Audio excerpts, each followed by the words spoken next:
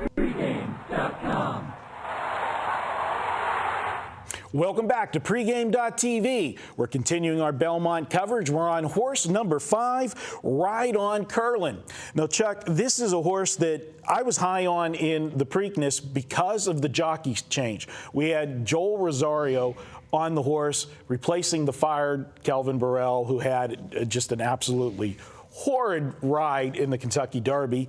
And Joel Rosario, yes, he woke this horse up, gave him a good ride, and Ride On Curlin was flying in a stretch. And for a moment, you know, a lot of people that had the odds-on favorite California Chrome were holding their breath because it looked like Ride On Curlin was making up serious ground in the stretch. Yeah, he made California Chrome work for it down the stretch because he wasn't going to go without getting whipped down the stretch. California Chrome, you know, we talked about it in the videos before the Preakness, how tough of a trip that he had in the Kentucky Derby, and he had a lot of horse left, just wasn't, just didn't have any room. Burrell, a horrible drive, so now he runs a really good race in the Preakness. Now, on the other hand, the Preakness was a softer field. He's not going to have that easy of a time in this race.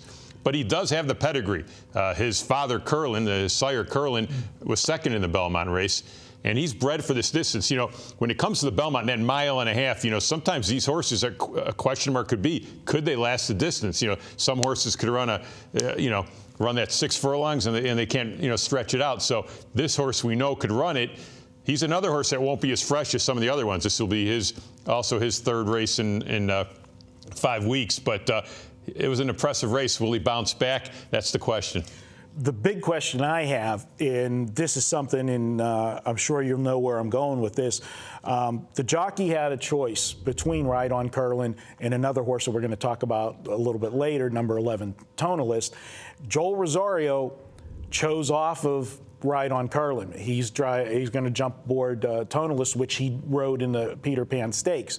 So the fact that he rode both horses, both in impressive races, Ride On Curlin second to California Chrome, the horse that's going for the Triple Crown, and Tonalist, who won the Peter Pan Stakes, he decided to go with the other one. And for people that don't understand how racing works, these guys make their money by the horse that does better. They're going to pick the horse that they think has the best shot of winning because they get a percentage of what the horse earns. Right. And to me, that's a great handicapping tool because when you're racing for this kind of money, your percentage, if you win, is hefty. And he rode them both. There's nobody better to judge than the jockey. Absolutely. That's a great point, and that is a great handicapping tool. Throughout any races you're looking at, there's a lot of times these guys you see on the charts that the same jockey was on the same two of these horses, and you figure out, well, he picked this one over that one. Well, who knows best than the guy who was on, riding him. Now, once in a while he'll have a commitment to a certain trainer in a certain situation, but obviously in this situation he's going with the 11, which does say a little bit. He might have ran his best race. Ride On Curlin in that Preakness.